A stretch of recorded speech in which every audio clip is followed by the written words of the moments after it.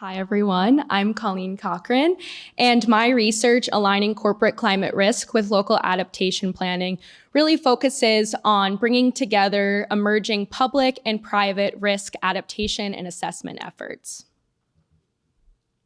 So before we dive into the research, I just want to take a moment to talk a little bit about the motivation, including both my personal background and the climate governance context.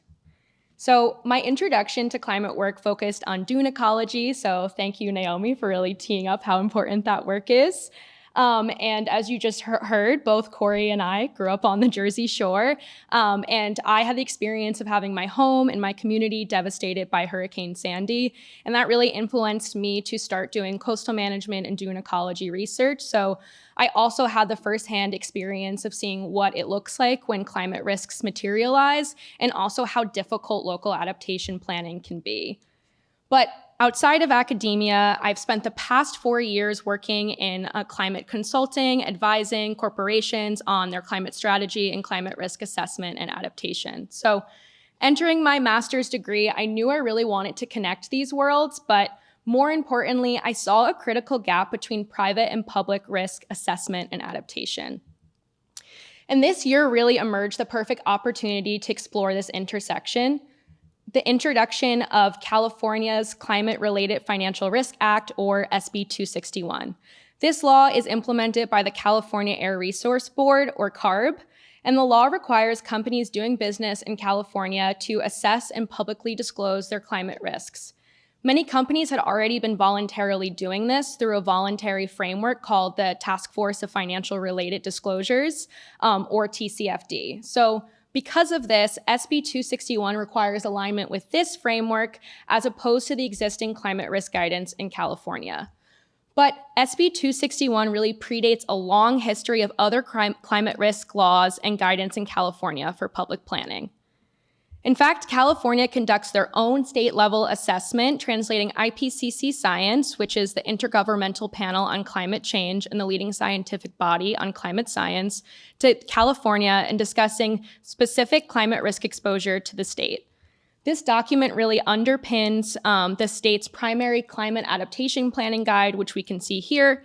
And there's also laws that require implementation of climate adaptation within California, including SB 379, SB 1035, and AB 691 for entities with public trust land.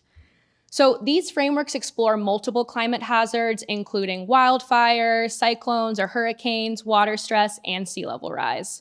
My study is going to specifically be focusing in on sea level rise, and this is because it's the most developed hazard in California's public planning infrastructure, and also where better to study sea level rise than Scripps. So zooming in on sea level rise, for coastal jurisdictions, this general framework is supplemented by 2 additional layers of sea level rise specific guidance. So first, we have the Ocean Protection Council's State of California sea level rise guidance, and that translates that larger IPCC science to individual sea level rise scenarios. And then we also have the California Coastal Commissions Act sea level rise guidance, which takes those scenarios and makes them a requirement within the California Coastal Act. And then also a couple years ago, SB 272 was introduced to require all local coastal governments to develop a sea level rise adaptation plan by 2034. So I know that was a lot of context, but hopefully this complex and disaggregated system helps lead you to my research question. How can corporate physical climate risk disclosures be aligned with local adaptation planning in California?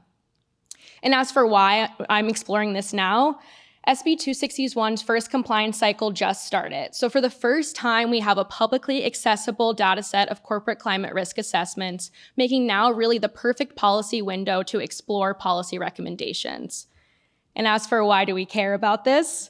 We care about this because it is a significant and well-documented adaptation funding gap. Climate hazards are already beginning to materialize with sea level rise and compounded flooding and storm surges already damaging coastal infrastructure, communities, and businesses. This makes every single opportunity for exploring co-investment worthwhile to explore. So I explored this research question in 2 primary phases. Phase 1 was all about document analysis. I analyzed 146 SB 261 disclosures, which are publicly available on CARB's docket. There's more as of now, but I also reviewed 20 public adaptation planning documents across 6 California coastal jurisdictions, and I also compared those 5 climate risk frameworks that we saw on that earlier slide against each other. And all of the photos you'll see across my presentation are directly grabbed from all of these wonderful reports. And then so for phase 2, I did stakeholder interviews to really validate phase 1's findings and explore realistic policy recommendations. I conducted semi-structured interviews with 9 corporate sustainability professionals and 9 coastal planners. They were 30 minutes each and fully anonymized with 7 mirrored questions to enable cross-comparison. So we'll start first with what I found with the SB 261 disclosures posted to CARB's docket. 75% of filers did conduct scenario analysis, which means they assessed climate hazards using that IPCC science under a range of future emission scenarios, but only 16% planned out to 2050 and none to 2100. Also, only 21% of disclosures even mentioned sea level rise, and only 3% rated it as a material business risk. Material business risk meaning financially significant enough to affect business decisions. Also, only 8% provided asset-level geographic detail. Most assessed risk at the portfolio level, which means they provided a categorical risk, either low, medium, or high, for their entire global or national portfolio, as opposed to zooming in on a specific location. Additionally, mention of public and private partnerships was minimal. However, there was one standout example, which was PG&E, which is a public utility here in California, which identified Bay Area substations by name, quantified sea level risk out to 2050, and actually co-invested with the city of Menlo Park in an actual adaptation project. The sea level rise rates also really varied by industry. Engineering and real estate had the highest rates, consistent with them having direct physical asset exposure. Professional services also mentioned sea level rise quite often, but none of them rated it as a physical material risk to their business. So moving on to the public side, again, I looked at 20 different documents across 6 jurisdictions along the California coast, and these documents range from AB 691 compliance reports to local coastal programs and other adaptation frameworks. So most of these documents did quantify sea level rise projections, and the dominant modeling tool used was COSMOS, or the Coastal Storm Modeling System, which is developed by the US Geological Society, and that appeared in 7 documents. The COSMOS mapping is much more precise at the parcel level when compared to the broad portfolio levels of the SB 261 disclosures that we were just talking about, making cross-comparison of shared risks in certain geographies very challenging between the public and private disclosures. Additionally, several documents called out the extreme funding gap for adaptation projects, with the Bay Area specifically quoting a $110 billion adaptation gap. Here, there were also a few examples of public and private partnerships. For example, San Mateo County included Facebook, Google, Oracle, and PG&E as governance stakeholders in their sea level rise assessment process. Here, what I wanted to show in this figure is that all of the documents when assessing sea level rise planned out to 2100, including 2030 and 2050. Here we can see that in 2100, we're expecting, at the worst case, sea level rise of up to 10 feet, and then 1 to 2 feet between 2030 and 2050. These bubbles all represent different plans that I looked at, and the larger the bubble represents the larger range of uncertainty. So knowing that there could be sea level rise between 1, 2, and 10 feet really shows us that there will be significant impacts on coastal infrastructure, communities, and businesses. But again, going back to the corporates, none of them planned out to 2100, very few out to 2050. And this is because the framework that they're using through SB 261 allows companies to pick their own time horizons. And as such, it puts them out of alignment with California's planning guidance. And because a lot of sea level rise risks don't materialize till later, they can be significantly underestimating this risk as part of their business risk assessment process. So now on to the interviews. They really added a lot of texture and nuance to the document findings. The corporate interviews span global financial and professional service companies to public utilities, hotels, and insurance companies. So across all 9 corporates, awareness of California or any other planning tools was extremely minimal. However, 2 interviewees had developed their own risk assessment tools using FEMA and other public guidance. Companies with mobile portfolios, short-term leases, and remote-capable workforces consistently rated sea level rise as not material because they can relocate. Again, industry played a role, with professional services organizations less likely to rate sea level rise as material. However, on the other hand, interviewees that had coastal assets or instances where adaptation was critical to preserving their customer base or infrastructure reported that they have already engaged or are interested in engaging in directly co-investing on adaptation projects. So there was a notable difference, though, as well, when I was talking with organizations across all of them, when I reframed adaptation projects to talking about the idea of quantifiable, claimable resilience credits, which are similar to carbon credit mechanisms rather than these abstract nature commitments. And so lastly, generally on partnership appetite, the consistent theme for corporates was mission alignment and mutual benefit as a non-negotiable precondition. But every corporate did identify that they believe that climate risk adaptation is a shared responsibility between public and private sector. So then moving on to our public planners, interviewees consisted of resilience planners, coastal managers, and sea level rise program directors. Every single planner reported funding as the #1 barrier for implementation. And on SB 261, most planners were aware that the law had existed, but none had reviewed a disclosure. Several immediately asked me who has responded, are any in my jurisdiction? And I think one planner really put it best by saying, SB 261 is sitting on a shelf, how do we make it useful? The institutional type also really mattered across planners. Port authorities had the most developed frameworks for private engagement, with one port already requiring tenants to plan for sea level rise and contribute 25% of funding to coastal flood defense costs. Lastly, planners, similar to corporates, also really emphasize the importance of mission alignment with strong organizational credibility. And one interview noted that the most durable partnerships observed or anticipated were those where the private actors had a direct and visible stake in the place. So taking all of these findings was really important to me to put together policy recommendations given that SB 261 has just been implemented. So I developed 5 policy recommendations that fall into 2 categories. The first is improving the information infrastructure, and the second is creating mechanisms for co-investment. And each of these recommendations aims to address a specific finding from the research. So in that first category, we first have geocoded asset disclosure being the single highest leverage change. This simply would be requiring companies to disclose their assets either by city or latitude or longitude within their filings. And this would enable spatial overlay with the public plans as well. And it could also create a searchable registry within CARB's docket for planners and other stakeholders to directly find the reports in their jurisdiction. Next, to align temporal horizons, requiring 2050 and 2100 benchmarks would bring SB 261 into consistency with the rest of California's assessment guidance. And third, a cross-sector risk mask would be a periodic overlay of SB 261 disclosures with Cosmos hazard zones. Again, combined with recommendation 1 would really give planners what they asked for, of making sure that they're aware of what corporations are assessing risks in their jurisdictions. The last 2 recommendations involve mechanisms for co-investment and direct collaboration. The fourth is a coastal resilience credit framework. Again, every company expressed interest in the idea of resilience credits. And recently, just a few months ago, Vera, which is a group that also works on carbon credit methodology, published the Vera Coastal Resiliency Methodology, which provides an existing verification structure for this work.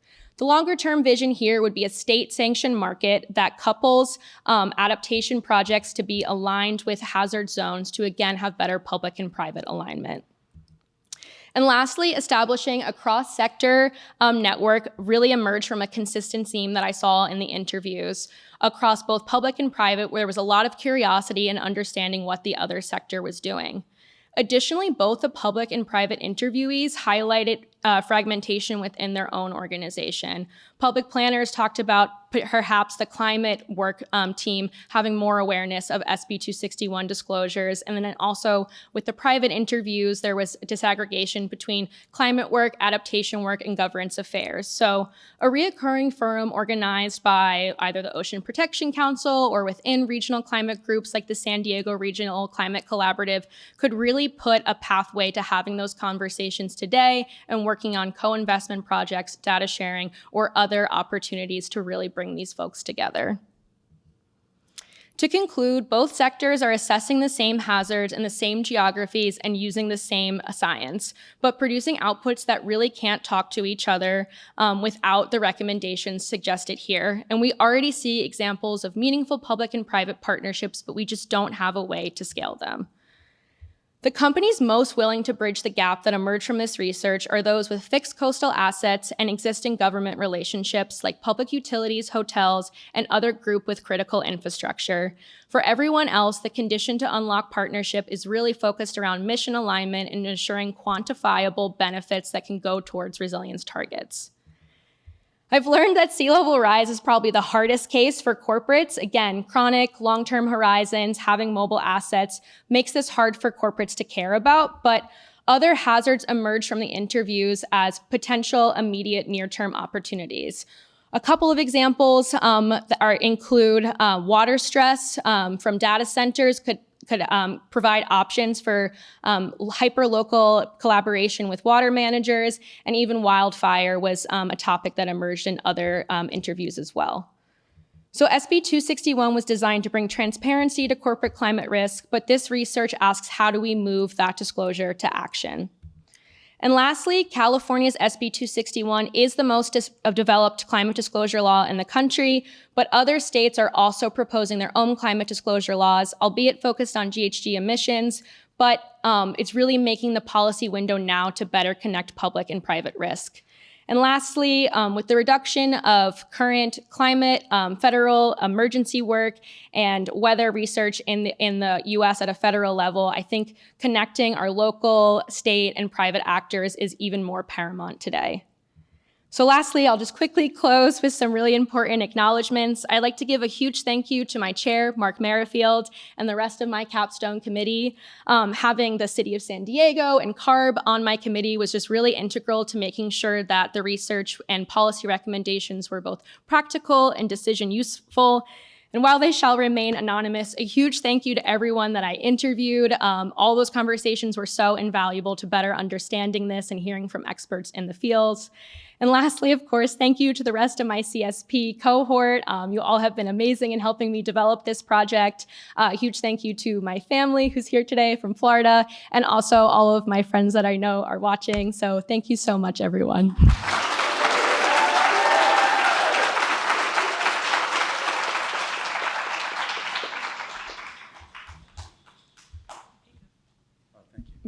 Oh, okay, my dad first. All right. That was pretty good, Carl. Thanks. No, it's very proud of you.